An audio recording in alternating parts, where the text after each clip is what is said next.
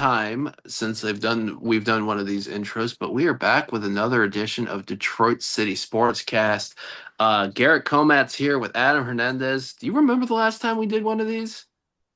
I think technically the last one was the Pride Raiser episode. I think that was technically the last one that we did.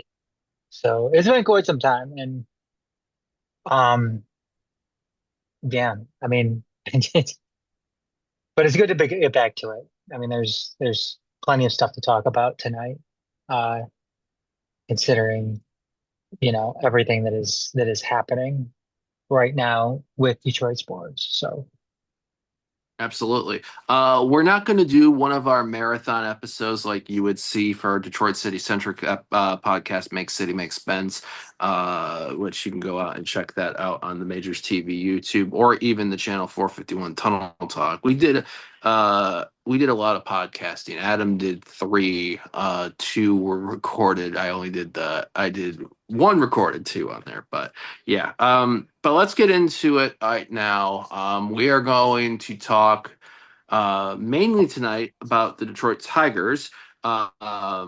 For a while, were the best team in Major League Baseball. The first team in Major League Baseball this season to get 30 wins, 40 wins, 50 wins, and 60 wins. However, just before the All-Star break, they hit a snag, and a snag that I think has caught a lot of people completely off guard. Um, I don't have the exact numbers off the top of my head.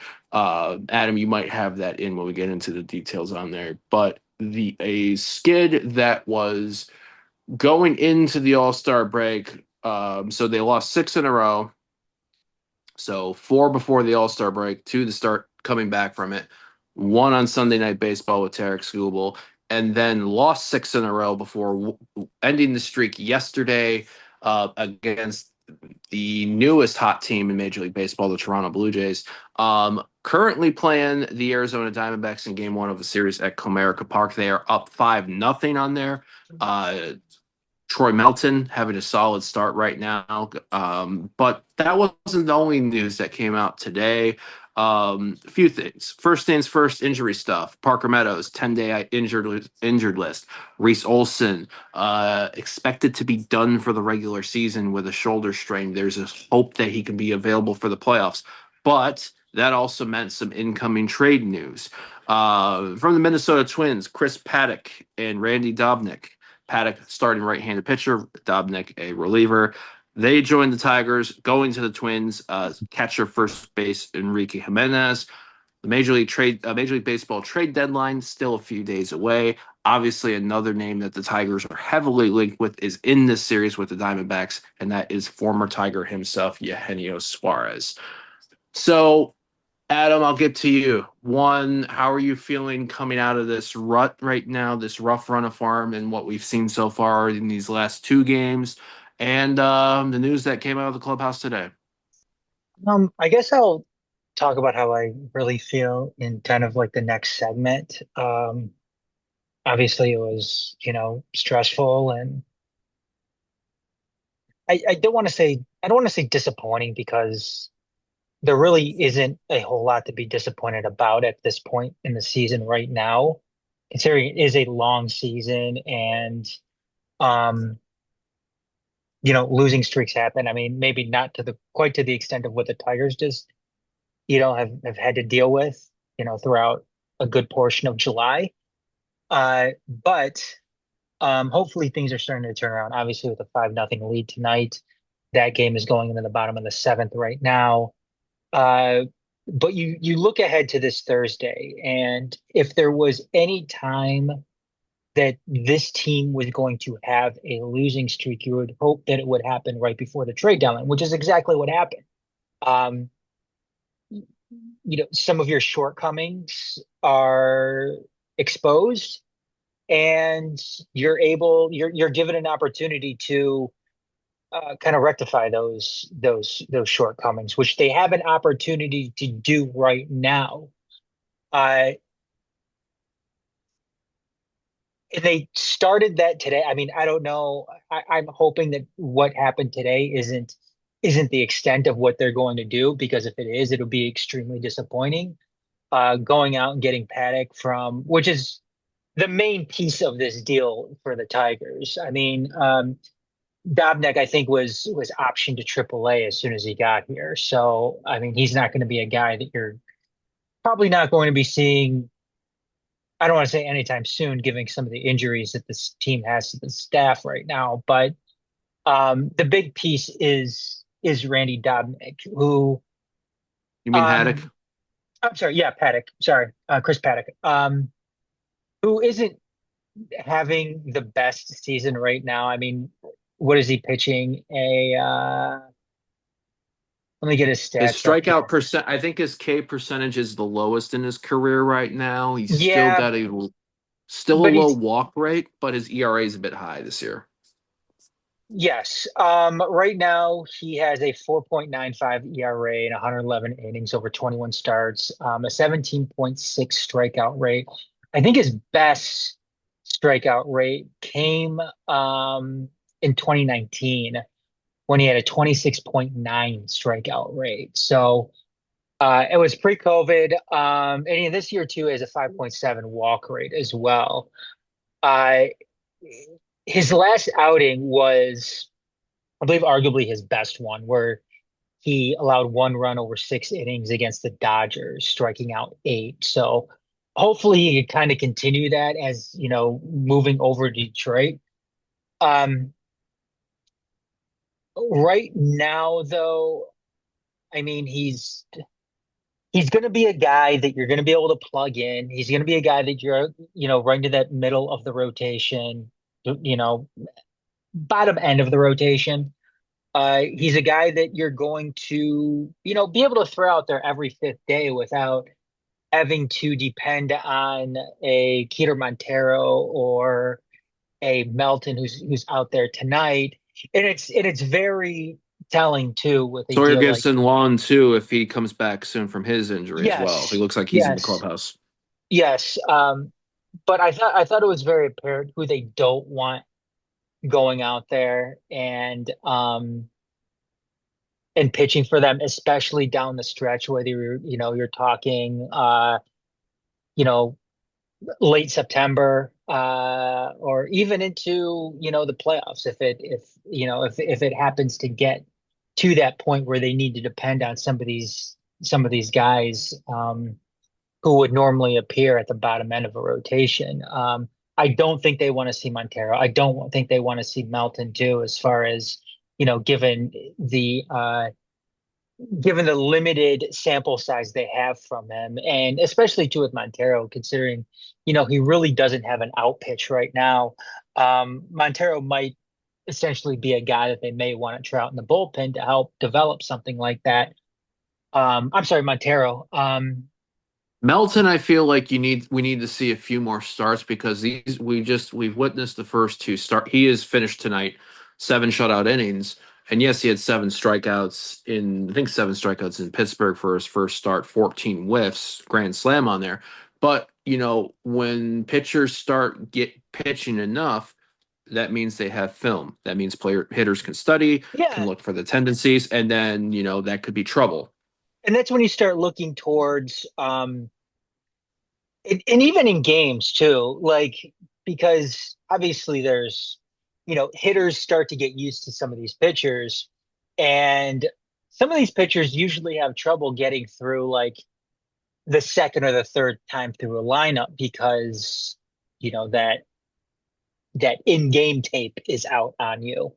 And that's Yeah. obviously really important too when it comes to especially some of these younger pitchers like Melton, um, even like a Geeter Montero as well. So, but you kind of see where the Tigers are going at with this, considering I don't think they're comfortable with the Melton. I don't think they're comfortable with the Geeter Montero. And what this may tell you as well is Cobb isn't coming back. Cobb isn't going to be pitching. Um, for this team this season. And who knows if he's even going to pitch at all? I mean, nobody, I mean, uh, the guy has been dealing It with a seems hip like his injury. effort. It seems like his effort and his attempts have been good. The problem is his body's just failing him Yeah. at And I mean, 37. and yeah, and that's going to happen when you're a 37-year-old pitcher. And It was, and that was just a bad deal for if you're Scott Harris. That's one that you kind of want to forget about as best you can, and move forward from there. And you know what, too, that's something. I mean, keeping that in mind too, that's something that you're going to have to address once again during this deadline, because Reese Jose Olson is now. Urquidy too, because Jose Urquidy's not back yet. That's an arm that suffered from that. Alex Lang has yet to start this Yes. pitch this season too. Yes, and now with Reese Olson going down, I mean that's another area that you're going to want to have to um And address Jackson it Job all. went out since we last recorded too, because Yeah, in the so I 2 months mean, we've been yeah, Jackson Job for those, Tommy Dunn. exactly. I mean, the top half of the rotation is fine. Tarek Skubals, obviously one of, if not the best pitcher in Major League Baseball. I thought Jack Flaherty had a very good outing the other day, or yesterday, obviously. And he's a guy that I think is going to get going again. I mean, honestly, I'm not too worried about Jack Flaherty right now. And Casey Mize too is a guy who's had a nice, decent bounce back season this year, despite the injury. Heading into this series, I believe he's had some knee discomfort. However, it looks like he's probably going to pitch maybe tomorrow, because by the looks of it too, it looks like Paddock is going to start on Paddock Wednesday. is scheduled in this series. Yep, Yeah, which is Paddock's in why, this series. yeah, and he hasn't even been added to the 26 man roster too. So Ryan Kreidler is probably going to be up for 2 games, and then once they add Paddock, Kreidler's probably going to get sent down. So I would say I hope that this isn't the end of it, because it shouldn't be the end of it. The Tigers still need help. They still probably could use. I'd like to see them get another starter if they can, another bullpen arm if they can, and I'd love to see them get a bat. And one of those bats right now is a guy that they're playing against in Eugenio Suarez. So hopefully that's something that they can, I mean, Suarez shouldn't leave Detroit in this series. I mean, if he gets on a plane and heads out of town Wednesday after the game, then that's going to be disappointing. Um, Yeah. hopefully he gets to, hopefully Scott Harris is able to swing something, um, and the Tigers are able to get him for at least the rest of this season. Rumor has it though that the Yankees backed off of it because of the asking price from the Diamondbacks on Suarez. And I mean, there's only so much though that you can ask for a 34-year-old infielder who's on the final year of his deal. I mean, I don't know exactly. I mean, if the Diamondbacks are going to be crazy about this, then yeah, you might want to look elsewhere. But I certainly don't want to use that as an excuse, for Scott Harris to not go out and get something done, because the one guy who people are talking about all of a sudden, is ungettable because of an asking price. No, go to your second, third, and fourth options at that point, because I don't think there are any excuses at this point right now, and I don't want to see this turn into a situation that we saw over the summer with Bregman, where we miss out on our number one target because of you know asking prices and him backing off on not wanting to play here. We're in too important of a situation right now where we have to make these moves, because we are in a situation right now where we can win a World Series, and it would be the first World Series since 1984. And I mean, it's been some time. It's been 40 plus years at this point. Um, Before another the thing, collapse of the, I was going to say before the rough run, and this team's this winning pace was only seen really in 1968, 1984, both of those World Series wins, and the 2006 team that made it to the World Series in Jim Leyland's first year. yeah, and one other thing too I want to mention about Paddock is the Yankees and the Rays were reportedly after him as well. So obviously this isn't something that just, Scott Harris is just trying to pull something out of his ass and, be like, oh, well, I see something in this guy that nobody else sees. Um, there were other guys looking at Paddock, which is good considering I'm hoping that Scott Harris isn't the only one seeing something in this guy. But yeah, I want to see. Paddock with better coaching, I'm really excited to see that. Yeah, I mean, I just most importantly though, this team needs to make other moves. They desperately need a bat, you know. Um, and it very well could be Suarez. I'm hoping it's Suarez. So or somebody Um, like that, but whatever. I feel like as we were talking about this, Tommy Kahnle came on in the eighth, and the Diamondbacks have cut the lead down to 5-1 with a solo shot. Um, Before Reese Olson's injury, I was gonna say I would feel like Pitt arm wise bullpen to me is the top because your long reliever guys who are because if you look at who are our long reliever guys right now, Enns, Herter, uh not Brebbia because Brebbia got the DFA, so Hannafy to an extent. And then Holton, Canley, Investor, your main three to me in the pen, but they're getting worked Yeah. so much. And this is where not having Lane, not having Urquidy, um, who else do we have down in the bullpen? I mean, we've seen a revolving door in the pen though too. Dylan Smith coming up from Toledo's look good at times. Tyler Owens, obviously, Luke Jackson pitched yesterday.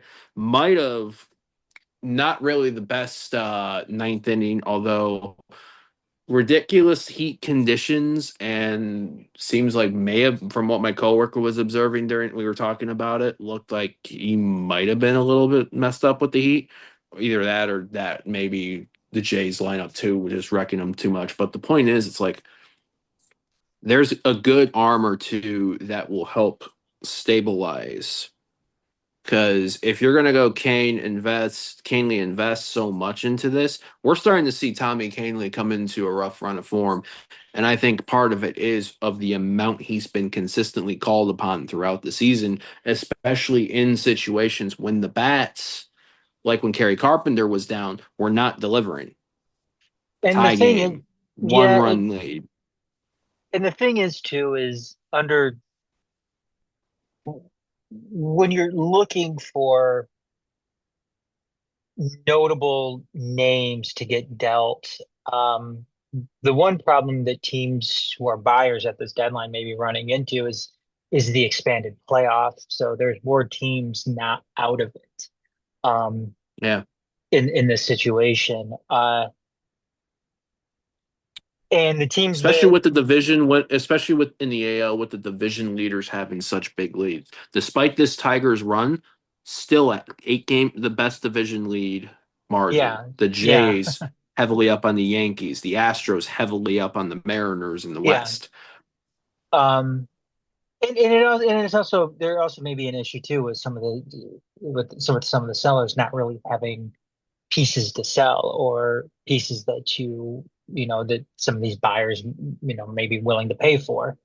But Especially with today's news, see Emmanuel Clase, yeah, yeah. I mean, designated does it? paid, non-disciplinary paid leave Yeah, for per. suspected gambling. But I mean, to get a quality middle relief guy, those guys should be a dime a dozen. I mean, good GM should be able to go out and find a serviceable middle relief guy that you can plug into your pen and limit the runs that your team is giving up in late innings. I mean, it's not like you're going out and looking for a top end of the rotation type of guy who is going to be able to, eat a bunch of innings for you at the beginning of games. Uh, this is where GMs make their money. I mean, being able to go out and get those plug and play type of pieces that you should be able to find for, long relief or at the back end of your bullpen to go and, get you over that hump in these games. There's been a major problem for the Tigers during this. this horrific run that they've had throughout most of July. So, um, I mean, we've got till Thursday to see what happens, and I just pray to God that please, please, please do something, which I think is probably going to just move us into our next segment here. Evan Yeah. Petzold. Go on with I what you was were just, saying with Petzold. I was going to say Evan Petzold. I believe it was him that wrote an article the other day out of the Free Press, just talking about how the Tigers may be taking a more conservative approach at this deadline, which is just completely mind-boggling. And it's infuriating considering what this team has had to deal with these past few weeks and what is on the line for them right now. I mean, this is still one of the best teams in baseball. I mean, doing what they did the first half of the season isn't any type of fluke, as much as some people may want to say it is. It's not. You don't go out and win those amount of games and have that be a fluke. Um, this If is a anything, this talented, rough run of form, you saw like good hits and good contacts. It's just luck not going in your way. yeah, Balls that normally bounce weren't bouncing. and it would be criminal for them not to go out there and do something and seriously address some of these needs on the team. And this team does have some serious needs. We talked about it already. With Reese Olson going down, they could use another starter probably. Given the struggles, in the bullpen, they can use another reliable arm in the bullpen. So they're not Maybe having to two. count. Yeah, so they're not having to count on a Dylan Smith or having to deal with Tommy Canley's struggles. And they need a bat. Garrett, you and I were talking about this last night, how it wasn't something that was adequately addressed in the off season because Bregman chose not to come here. And like I just mentioned a few minutes ago, they didn't have a second or third option. Um, We didn't and know that we were unsure about Spencer Torkelson in the offseason. We were unsure yes, about Javi Baez. Glaber Torres, we were not expecting to have this. and they lucked And out in that sense. They lucked yes, out. They're lucky that those guys were able to come in and contribute the way that they did. And it's add a career year for Riley Green right now too. yes, but you can't just seriously sit here and look at that and be like, oh, yeah, it's fine. We're just going to continue to roll with that, which, you'd still make the playoffs if that's what you're rolling out there. But if you're serious World Series contenders, you have to go make that move. It's like Hmm. it's just what serious baseball teams do. And it's like, and it's like that Tarek Skubal extension that I hope he gets. I mean, if you're serious about winning games and winning a World Series, I'm not just talking one World Series. I'm talking about, and I don't want to get ahead of myself here, but I if just you're want the one seriously, first so I can say I I had want one in my yes, lifetime. I want the one first. But serious teams go out and sign big stars. They go out there and they trade for stars. They go out and they sign for stars. Um, you're not a serious baseball team if you're not going to open up the bag for Tarek Skubal because you're worried about his contract at the end of a 8, 9, or 10-year deal. Yep. Um, you're not a serious baseball team if you're not going to go out and adequately address the problems of this team right now, right here. When you are a team that is one of the top contenders to win a World Series, your first in over 40 years. And Garrett, when we were talking about this too, we were talking about that common denominator with the Tigers, not just the Tigers, but also the Red Wings, and that being Chris Ilitch. Yep. Is that the reason why they're not going out and getting some of these guys? Because it's not just the Tigers who are sitting there, twirling their thumbs and not Uh, making a move, not making a significant move. Right. Because we've seen it with the Red Wings too. And I asked you last night, when was the last significant move that either team has made to make them better? Well, And you said, we and you talked said, mainly Tigers. Tigers would have been because we're not going to count Glaber Torres because obviously No, Glaber Torres was Bregman would have been that move this year. And yes, they made the offer. They made an enticing offer, but not the Boston offer. And I think I would say for me, Tiger Wise would have been the Javi Baez, and even what then, the about Javi Baez one was a reach. yes? Um, and the Because Red Wings, but I could say at least they went to their second option there because yeah, Carlos Correa Correa was chose the first one. Correa was the Carlos first Correa one. chose to go to the Twins. So well, he had that And deal that fall through with the Mets, and then he went to the Twins. Yeah. And then the other one, Yankees, I think too, were in on Correa also. Then, the other one, and then for the Wings, because we didn't really fully, I don't think. I mean, maybe DeBrincat, because I'm not going to I count would Patrick Kane for that no, I'm right not going to now. count Patrick Kane and Kane for it either. I mean, a guy in his mid to late 30s is not an impact move for this And team. It's a even nice. then, even then, Alex DeBrincat to me is like, yeah, he's good, he's bagging goals, but Alex DeBrincat wouldn't move the needle in a lot of the other playoff teams in the East, I think, And, compared and to the, we did. and the thing with Alex DeBrincat too is I think that was if you're asking me, I think that one is fair. I think that's a fair mention when it comes to the Red Wings. But the Red Mhm. Wings also had a huge advantage when it came to DeBrincat because he basically had one team that he wanted to go to. He wanted to go He back gr- home and play, that he and yeah. yeah, he wanted to go back home and play for his hometown team. And he basically handcuffed the Senators in that deal too. Um, Who have since made the Senators, playoffs and yeah, have and ruined us the last few yeah, years. but the Senators in that deal didn't really have a choice in what they wanted to do with him. They couldn't sit Yeah. here and field the best offers from any of the other teams because DeBrincat probably wasn't signing off on it. Um, I but will say yeah, I this mean, though, even I feel like though from I mean as far as the Chris Ilitch Detroit sports philosophy, which still pales in comparison to his old man, and the amount spent in times, it's definitely I'm noticing right now I'm seeing I feel like even though it hasn't still been much spent, I feel like in prior years it's still the Wings were the top one as far as the spending priority and then the Tigers. But I don't know if it's public opinion that's forcing this shift and switch. And granted, it's still not much being spent, especially when you compare it to the other big teams in there. Like I'm curious to see what the Jays do at the deadline with the run that they've been on. I'm curious to see what the Brewers do, for example, because in the NL, the Brewers have gotten hot, and that once mighty lead that the Cubs had in the NL Central, that's a two-horse race now. Both teams going neck and neck. But the Tigers, there's a little bit more going towards the Tigers now than the Wings. But to really give us an idea, to me, give the idea like is Chris Ilitch going to do what we expect Chris Ilitch to do, and that is close to jack shit.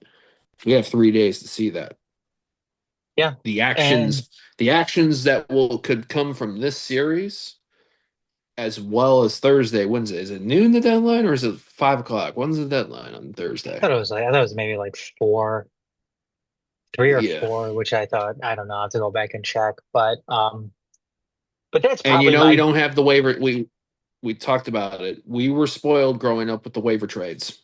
We don't yeah. have that anymore. Don't have that anymore. So yeah, I mean, I'm worried about that aspect. I don't think I don't think Chris Ilitch is a serious owner. I don't. I don't think he's a serious owner, and that's why, in a sense, we're kind of fortunate. I mean, on the looking at the other side of things with the Red Wings, I think we're kind of fortunate to have a Steve Eisenman in there, who I think is a smart GM and is able to his best ability work under an owner that is uncommitted to spending money. Um, My I think only I think gripe, my only gripe, and you know this, not give the. I think the best part of this wins team right now is that youth coming up, sure. and I think right now I'm worried with some of the comments right now. Granted, we have a training camp, obviously that could change everything. because who knows Uh-huh. how much wins we're going to talk about tonight. But Not much. some of This the is words it. about yeah, some of the words about Sebastian Cosa, and then obviously our studs of kids we've talked about multiple times throughout our cast. Nate Danielson, Axel Sandin Pellica, Carter, like all these guys.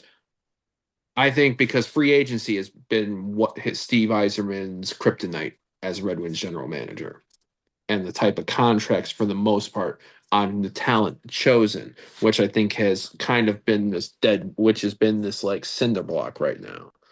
And And you look at what we've been hearing about Steve Eisman, what he's unwilling to do is offer term to some of these free agents. Um,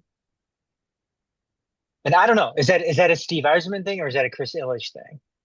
maybe a Um, little bit of both. is it maybe it's a little bit of both? Um, but as far as like the here and Zach now Werenski, too, I feel like was that. I think Zach Werenski was a hardball hometown discount, take the hometown discount, and Werenski said, "No, I'm going to stay in Columbus." but I mean, but it's as far as looking at both these teams though too, I'm more willing to part with higher end free agents if I'm the Tigers, considering hmm how closer they are to the prize right now. Like I can And how understand deep that prospect pool is. exactly. They're both deep, but right now the Tigers are closer. So I'm Top in the willing game. to I'm willing to part with some of those high end prospects if you're going to get me a guy that is going to help me every single day, up until playoff time and once the playoffs come around. Even if it's a guy that has a little bit of term on his contract too, um, I don't care. I don't care at this point. If you're the Red Wings, yeah, you might be a little bit more cautious, considering you're not closer to the Tigers are, and there's many more holes to fill on the Red Wings, and you've Panthers are got probably going to win another Stanley Cup. Let's be honest. They're going to come yeah, out of the Atlantic again. yeah, and you do have a lot of young talent coming up, like you just mentioned too. I think people should be excited about the Red Wings team based on that young talent that's coming up, but if you're a Tigers fan, yeah, you need something needs to happen. Something significant needs to happen at this deadline. And I was thinking too about what I would offer to the Angels for Mike Trout, but the guy Woo. can't even the guy can't even play in the outfield anymore, really. So you'd be bringing him in as purely a DH, and the guy has a contract that goes through 2030, I think. Did But Keely God, Jansen get DFA'd by the Angels yet, or is he still in their pen? I can't remember. I don't know. But goddamn, I was thinking about Mike Trout, and I'm like, oh my God, that's another guy that is going to have his career fucking wasted. It's already wasted with the Angels because he's nowhere near the same player that we saw um a few years ago. And that sucks. I, That absolutely I had the sucks. I had the pleasure of going to a game at Comerica, the 2012. In addition to being at Game 4 when the Giants beat the Tigers in the World Series, I went to a lot of games in 2012, and I went to a lot of losses at beginning of 2012, including in 100. And I think about this because of how stupid hot this weather's been the last couple days, and it was like July of Awful. 2012. Yeah, we played the Anaheim. I think were the Angels Anaheim then, or when I forget when they switched to LA. I think they were in LA at this point. Um, 2012. It was 100 degrees at first pitch. Hmm. Evening game, by the way. And we were up in the Vest just popped us. Oh God, Vest just hit Suarez Oh, did he? and in the hand.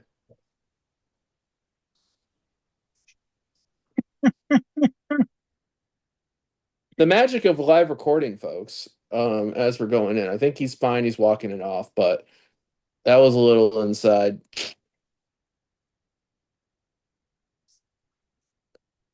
Oh, the trainer went to go put the hand on the hand and he had to like quick reaction. So it's either a stinger or Vest got him in the knuckles, maybe. Well, if we can't have him, nobody can have him. Jesus Christ. Fuck, Anyways, Vest might have popped his hand with that shot. Yeah, you're gonna have to go back and take a look at that replay. It's not good.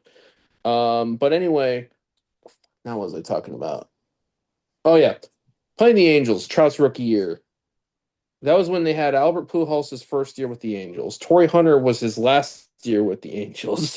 I forget who else they had, and they just bombed. They beat us 13-0 in that game, and was just seeing like home run after home run after home run.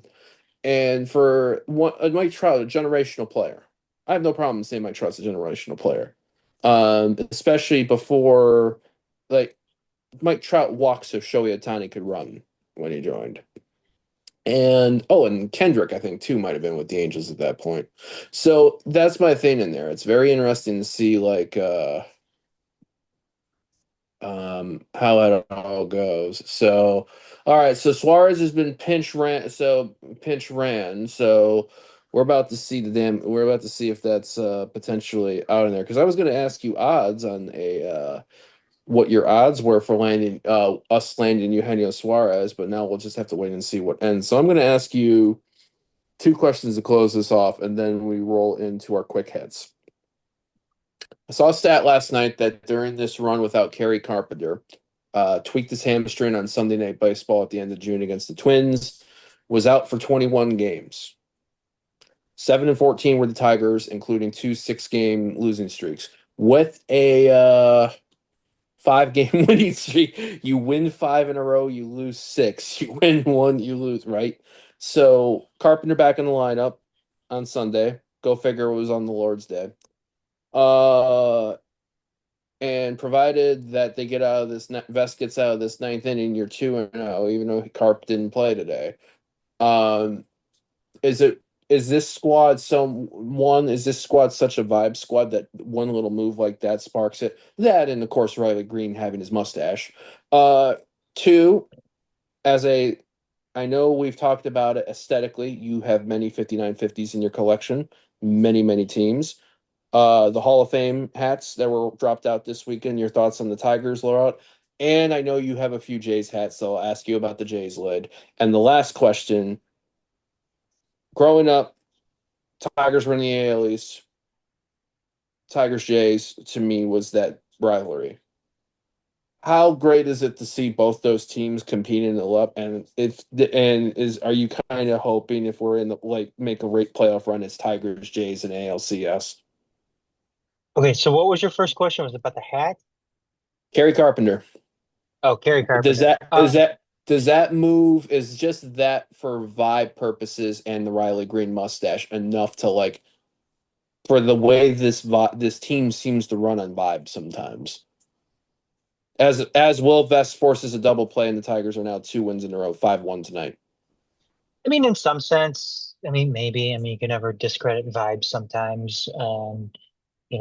Locker room morale. I mean, that's certainly a thing. Um, but Perry Carpenter's a left-handed bat. So pitchers, managers are going to have to be careful how they bat or how they pitch to not just Carpenter, but the man in front of them too. So you're going to have, managers are going to have to be careful on, how they're managing their bullpen. Pitchers are going to have to manage how they're pitching the guy before him, and then how they pitch to Kerry Carpenter as well. So, I mean, he's a Yeah. guy that does have pop. He's a guy that does have power. So, it just goes to show like the importance of having, a left-handed hitter with pop in your lineup. So whether he's hitting well or not.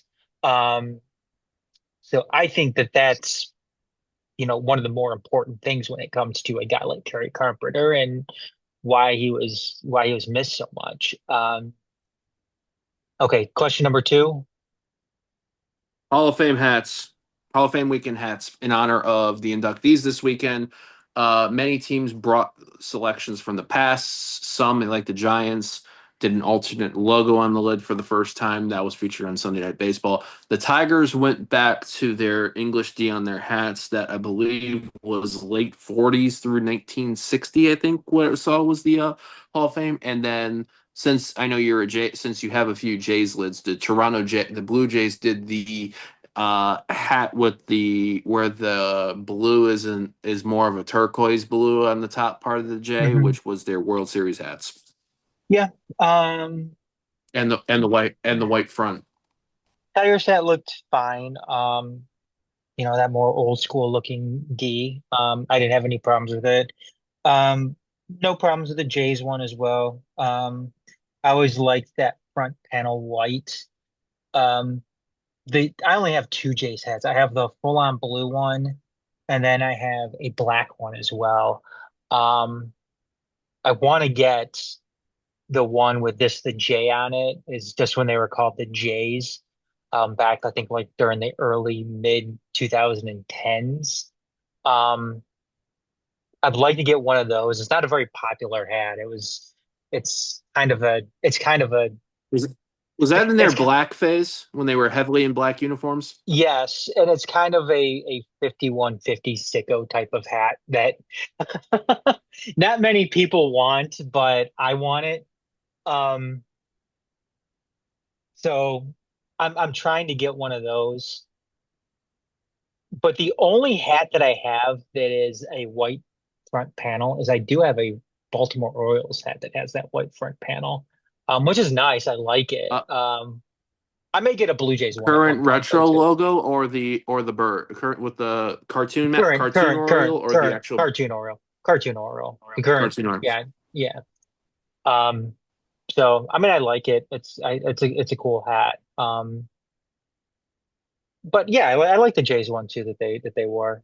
I like the newer logo. I like the fresher, cleaner looking logo that they have now. But there's nothing wrong with that one that they put out there. Especially too, since I was Yeah, the watching only when Joe Carter hit the home run off, what was it, Mitch Williams? I think it was like the 93. 93 World Series. Yeah. I was coming back home from a Red That Wing was the game when la that happened. that was the last end of the CBS covering Major League Baseball. I think Sean McDonough had that play by play. The Yeah, I think the Jays. I do like the Jays going retro with a lot of their stuff. The only thing I don't like with the Jays is that matte blue on the helmet. I don't know. I prefer. I think when it comes to baseball helmets, I'm more of a gloss. I think I'm a gloss guy. I'm As a far matte. as I say helmets. I like the glass. I mean I like the matte. I like the matte, but I think the Jays have one of the best logos too in baseball. So I love it. Yeah. So growing up for us with the Tigers in the East until after '97 season, and then moving to the Central, Tigers Jays was the It's a good rivalry rivalry. for us. Yeah. The rivalry. When you look back in the '80s, especially Tigers '84 World Series, when the Jays taking the East in '85 with George Bell, that three games, there was the series at the end to decide it, and the Tigers come back and Frank Tanana. And then the Jays teams of the '90s, um, and the proximity is especially when you go to a game like Comerica and there is almost as much crowd noise for the Jays as there were for the Tigers. And this is in a packed stadium, by the way. Um, just how good is that for this rivalry, you would think? And if we see a deep run, are you kind of hoping that it's Tigers Jays in the playoffs? Yeah, I mean it would be a fun series, I think. Um I think I think the Jays probably have more recognizable names, so they're talking about Vlad Guerrero Jr. or Boba Shed. Bobichetti.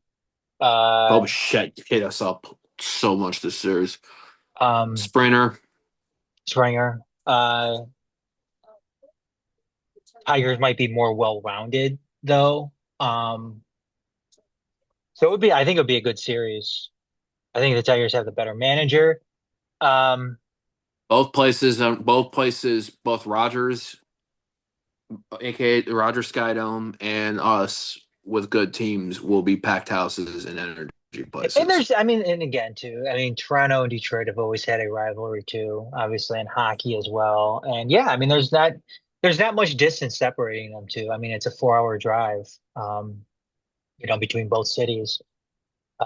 You take the two out to Toronto. I've made the drive before. It's like it's here to Chicago. So I,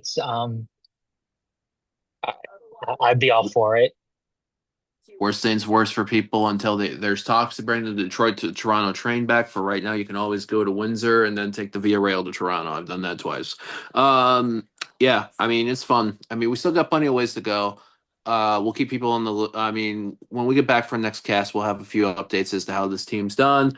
Hopefully, Will Veston break Eugenio Suarez's hand with that pitch. But we'll see how that all goes. All right, quick hits time. We went into this in great detail in our Detroit City FC centric podcast last week, both City Makes Sense and Channel 451 Tunnel Talk. Um, Detroit City FC's men's team, first team, really rough run of form since the beginning of May. A lot of questions that we've been asking throughout the summer, not just us, but people in general. Catching people completely off guard, and those words are an understatement at 11 a.m., roughly Tuesday morning last week, announcing the departure of Trevor James as sporting director with immediate effect, not just the sporting director, but the one probably on the footballing side responsible for helping build Detroit City from an amateur side into a professional side. Mix into that the last game on Saturday was of the Jagermeister USL League Cup, where they needed not just to beat Westchester SC, but get plenty of favorable results to be potentially finish second in the group and be one of the top two, one of the two second place teams to get to the quarterfinal. They did not do that, but they did see play and have something where I wouldn't say mind blowing, but efficient enough to get a 3-0 win. And it's the quote of Danny Dicchio in the head coach Danny Dicchio in the club social media thing about getting their identity back, which we noted those words highly if you have listened to anything we've done on our platforms throughout the summer. And then sources also coming through if you paid attention to our socials over the weekend of reports of Kobe Hernandez Foster coming in to Detroit City FC. Hernandez Foster was last featured with Birmingham Legion, went over to Las Vegas Lights, which saw the Lights defender Malik Howell go to Birmingham in a corresponding transaction. And reports are that Hernandez Foster will then be making the move from Lights to Detroit City FC. So, Adam, we're not obviously going to deep dive the Trevor James talk like we have in the platforms. Otherwise, we'll be here all night. But a brief sentence for those that haven't checked that stuff out, as well as your thoughts on both the closer for Jaeger Cup and then the news of Kobe Hernandez Foster potentially incoming. Yeah, go check out Make City Make Sense or Tunnel Talk for our thoughts on the Trevor James situation with Detroit City. Um, the game on Saturday against Westchester, yeah, you did what you're supposed to do in that game. You went out and you beat a League One team. Great. Uh, you need to capitalize on any positive that happened with that. Um, Midfield play still not looking great. Defensively, yes, they were solid. Um, but people need to keep in mind too that this was a Westchester team that went down a man in At halftime. at halftime after taking that red. So um, I'm at a wait and see type of thing with this right now because you win a game at home against a League One team who was a man down. That's a given. That should be a given. Uh, and they did it.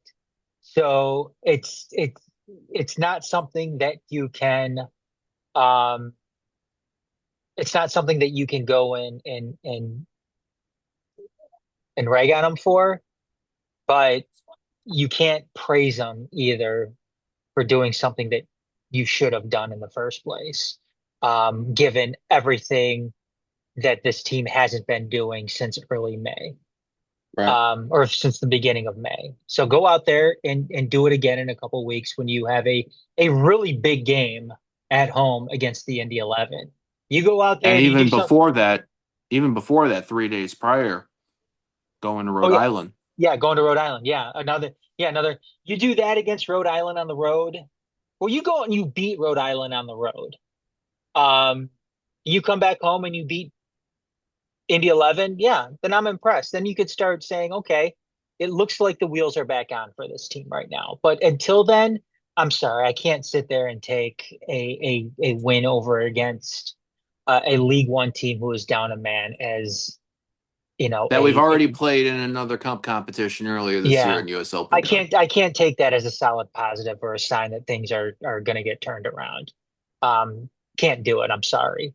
I need to see something more than just that. Um, Mm-hmm. Kobe Fernandez Foster.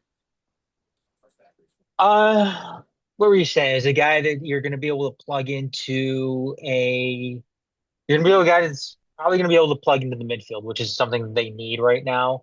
Um, Yeah. and Can he's play 20. can play left sided, but mostly will be central midfield, defensive midfield based by his positioning from prior matches this season and prior years. It's Young reportedly a talent deal that too. and it's reportedly a deal that the team has been working on for quite some time now. Uh, I am intrigued by it because midfield has been a massive, massive problem for this team this year. Um, Actually, the biggest problem. yes, it's one of the reasons why they probably can't get anything going offensively. It's one of the reasons why a guy like Darren Smith has been neutralized for the past 2.5 months. Um, so yeah, it'll be interesting to see him plug in. And if this means that, we see less of some of these midfielders that we've been putting out there starting wise, um, then I'm all for it. If this means I don't have to see Pelosi out there as much anymore, um, Polisi. yeah, Marcello Polisi, yeah. yeah. Who still has one of the top five best own goals in Detroit City FC history from his goal at Oakland 4th of July weekend. Yeah. Um, yeah, whatever. It's fucking awful. Uh, I want to see what else is going to be done too, because like the Tigers, um, there's other areas too that this team needs to get uh get help at. Um, Mm-hmm. Ben Morris is out for the entire season, rest of the season. It's going to be out ACL. for a good portion of next season. Um, and you know what? Honestly, there should be questions of whether or not Ben Morris is going to be back. Yeah. Um, if he's ever going to play soccer again. Uh, this is his second ACL injury or Third third ACL injury. So he's injured both of them before, and this is his was it I'm trying to, it was ACL or it was knee, either way he did something, either way it's done yeah, in, so yeah. So I want to see some other moves or made. Definitely want to see some other moves made with this team. They got to make the playoffs. They have to make the playoffs this year. And if you're asking me, I think they need to win a playoff game. I think Um, they need to at least be considering they were the third best team in the Eastern Conference at the end of the regular season, and then expanded the coaching staff and brought in the level of players that they have, especially compared to prior years. They need, at the very minimum, to me, if it's a successful season in the 4-5 matchup, at the very least, and hopefully on the home side of the four. and win a playoff game for me. Yeah, not Um, losing penalties. yes. And if that's the case, then you can talk about Danny Dichio keeping his job. My thing though with this move The is Trevor who's James move. making Yeah. I'm talking about the Kobe Hernandez Foster move. Okay. Is Kobe Hernandez. who's making I mean, who's making that move? And does that mean that the FO and majority ownership is showing confidence in Danny Dichio? Because I'm assuming that's who made the move here. Because who else Right. is going to make that? Who else is going to make that move? Is it going to be Schreckengas? Probably not. Is this a move potentially maybe also made by a Dave Dwahey, or is this a move that is potentially made? I mean, obviously Sean Mann and Alex Wright aren't going to be making that move. So it has to be Danny Dichio that's probably making that move. And and I'm not asking this to be um I'm not I'm not asking this question to be, in a sarcastic way or anything like that, but um Transparency 101. yeah, I mean it's is who's making the move? Who's making the move and what kind of confidence does this instill to, with a guy like Dikio who has had a rough season? I mean, let's people need to be completely honest. The team has had a rough season so far this year. And in retrospect, Danny Dicchio has also had a rough season this year. So, yeah, I just want some. I mean, I just want to know who's making the move and what that means ultimately for who's running the show right now, football wise. So, Especially with the magnitude of the move that was made with Trevor James. And we talked about our thoughts in the manner. Again, not just Make City Make Spence, Channel 451 Tunnel Talk. Highly recommend. Go back and check out both from from a few different perspectives. Make City Make Spence, obviously there, with you know our thoughts, paying attention on the move and on the personnel, and then I think Tunnel Talk, especially, and I know Adam, you were with from definitely on the supporter type mindset and view on it too. So I think really enjoy, I think how it hits from all those different angles. And I think this is the first time also too this season where a lot of people have had to start realizing sometimes being a supporter of a professional sports side. Big word here, because for many years Detroit City FC was not a professional side. They were an amateur side or semi-professional side. When you are a professional sports side, these discussions that we've been having back and forth and asking very tough questions that before might have seemed preposterous to ask, guess what? They're commonplace. And I think that's the realization that a lot of people I think are starting to have. And it's not a bad thing.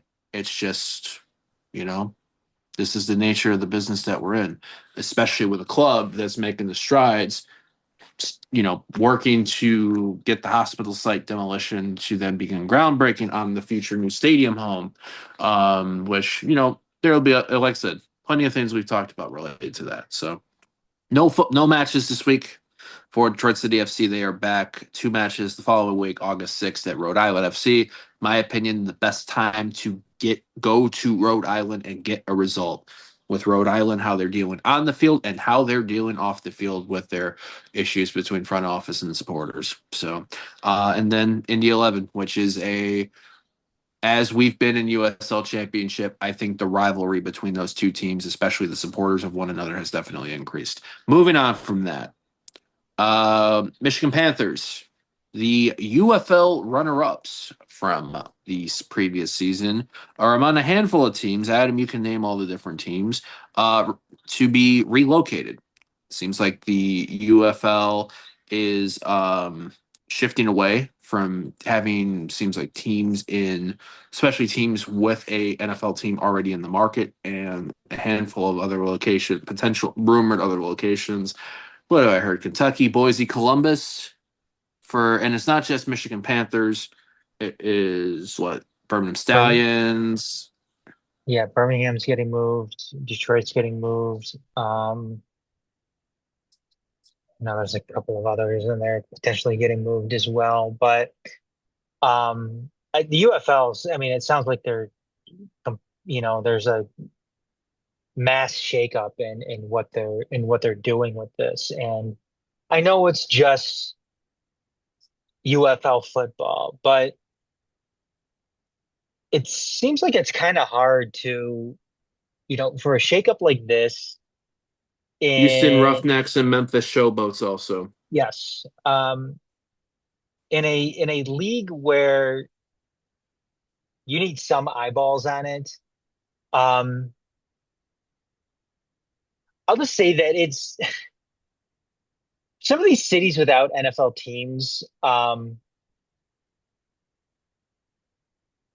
Probably a reason why they don't have professional NFL teams in that city.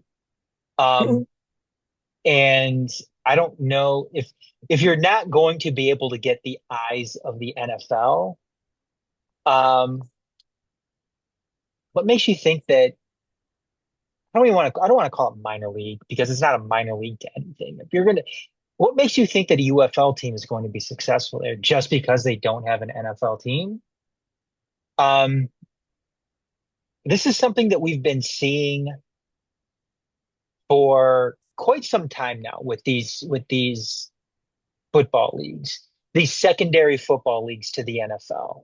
Um, whether it's the UFL, whether it was the USFL, whether it's the XFL, whether it was um, What was there the was football conference? What was the one? The AAU, yeah, American like the thing? American United Football. I don't know. And this is like the second iteration of the UFL. There used to be another UFL, what, like 10 years ago, um, that, Yeah. had like a team in Las Vegas, a team in Orlando. And these things just, they don't survive. They don't survive because they are, um, it's just because like I said, it doesn't matter where you put them. Nobody's going to have interest in it. I think if the only thing that hasn't really been tried in the United States before is an actual minor league to the NFL. And I know people are like, well, that's pretty much the NCAA, which in a sense it is. Well, it used to be because now NCAA players are getting paid more money in some senses than rookie NFL players are. But I think that they need to strike an agreement with the NFL. And I hate saying that just because it's the NFL, but I think we've seen enough of a sample size when it comes to these football leagues um, to safely say that they're probably never going to be successful outside of the NFL ecosystem. Um, if Yeah. you want, if you want to have a successful league, I think you have to have some type of affiliation with the NFL. Uh, it's because the NFL, it's that big. The NFL is huge in the United States. It is the premier league of the United States. And yeah, I mean it's I don't think a team in Columbus, I don't think a team in Boise, I don't think a team in Orlando, I don't think a team in Kentucky is going to move the needle or put these leagues over the hump here. Um, it's a losing proposition, and it's going to continue to be a losing proposition unless you somehow get the NFL on board. Yeah. Because I think also too, like in the case of Memphis for, not other than the Grizzlies in college, these are secondary level teams. And for the second time in less than a year, Memphis is losing one of their sports teams. Memphis 901 FC, right? So this is Yep. like unfortunate truths in some of these markets, which sucks. Especially when you look, especially how the NFL was, as you said, was already massive. But I think about now, well, the NFL is a year long. The NFL is a year round league of programming. Look at how much coverage a schedule release gets now. Look how much they're going in. Like Christmas Day, for example, has been NBA territory for so many years. And now the last couple of years that the NFL is planting, even to the point like the Detroit Lions are on Christmas Day this year for the first time since 1999. So it is, and I think in here, unless you're watching like the CFL in the summertime, which there are a few CFL sickos. I love the CFL as a kid, but other than that, if it's college football, NFL, or bust, really, for the most part. So, be very interesting to see how else this all completely develops. Um, the Detroit area is losing a sports team, as apparently with the reports for the Michigan Panthers. However, they are gaining one in 2029. This is going to cover our basketball portion because the Detroit Pistons have made a couple of moves in some free agency stuff so far. Um, Karis LeVert, Duncan Robinson, drafting Chaz Lanier, and Ron Holland blowing up, having a great summer league. But to me, that's all secondary because Detroit is getting a WNBA team, which, unless otherwise will be reported, what I believe and Adam believes will be the return of the Detroit Shock. I have been looking forward to this. In fact, well, I got New York Liberty Dallas Wings on right now on the TV, and I had Seattle Storm Connecticut Sun on my tablet, finishing while we were recording this. We have seen the growth of the women's basketball in general, whether it's the WNBA or college basketball, especially these last couple of years. Adam, I think you've even realized the magnitude. Like, you think you did a post just on the major sports in general, so the nationwide one, and the amount of coverage that amount of reactions and thing that got. So, just how huge is it right now with the market going on right now, the CBA talks going on with WNBA and everything, and Detroit now in line to have a WNBA team for 2029. It's great. I mean, if you're talking market credibility, um, with the WNBA, I think Detroit is one of those markets that you need to have.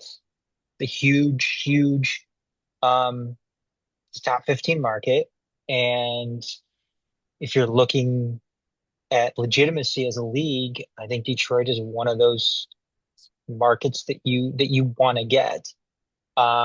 Especially if you are a team, or if you're a league like the WNBA that still has a limited amount of teams in the league. Because how many teams do they have right now?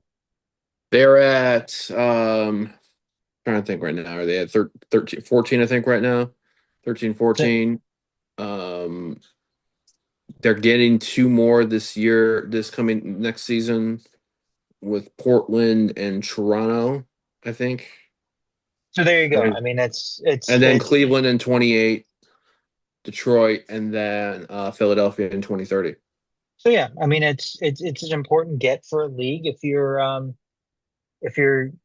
going to continue to try to get more eyeballs on your product. And um, obviously, I love it as a Detroit sports fan. You kind of get in on that WNBA hype that is um, I don't want to say that's engulfing, basketball in this country, but is uh, that is at a high point right now, and it continues to get hotter. Considering how great women's college basketball has been as of late.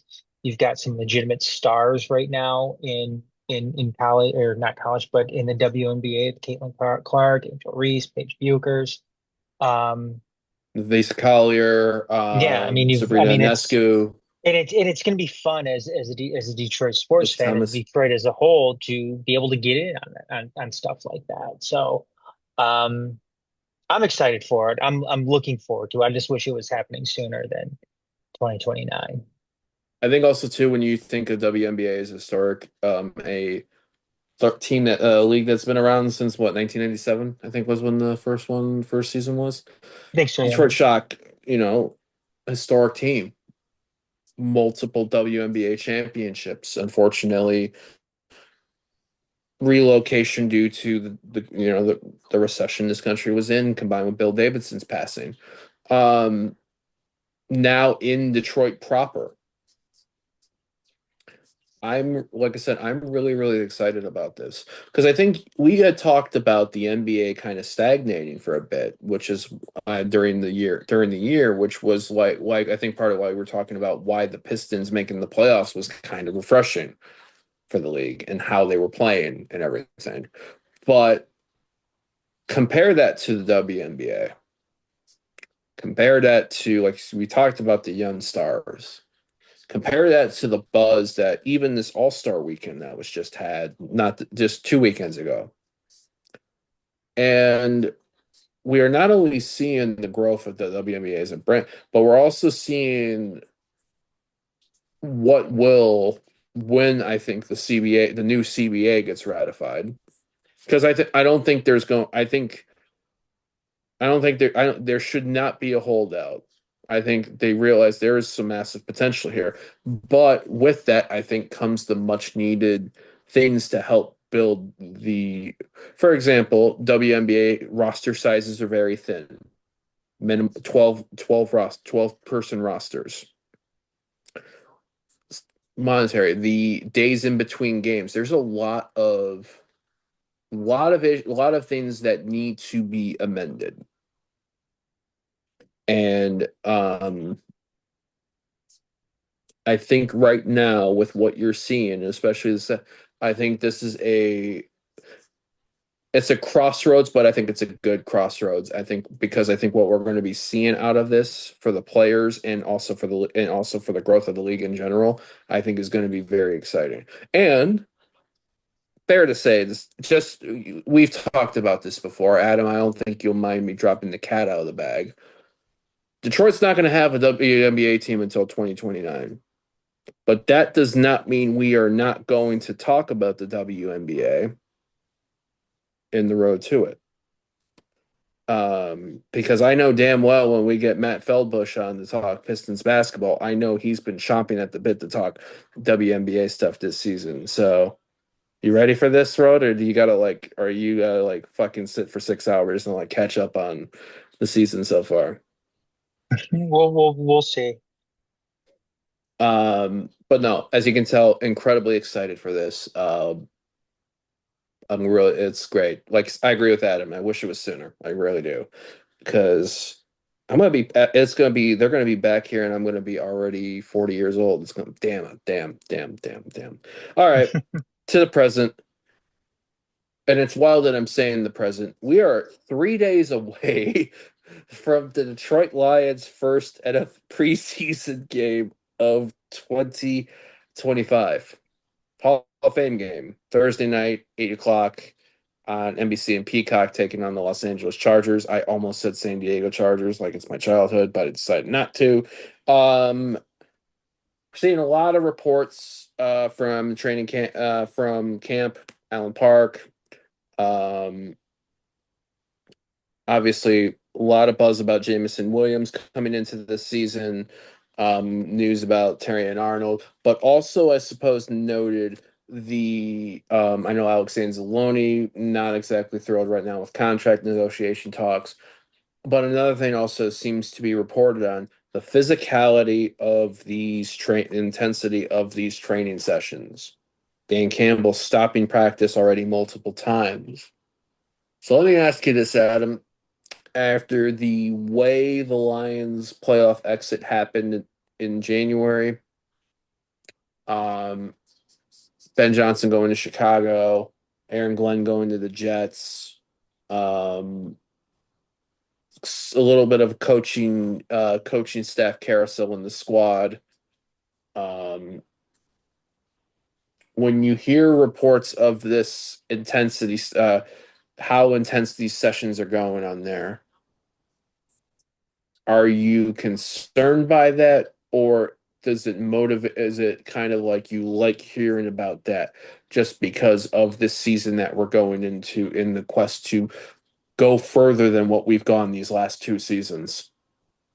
I'm not concerned. I mean, the only thing that concerns me is people getting hurt. I mean, that's Right. it. I mean, I'm happy though to see the intensity though. I mean, you don't want to see them be lethargic and act like they don't want to be there.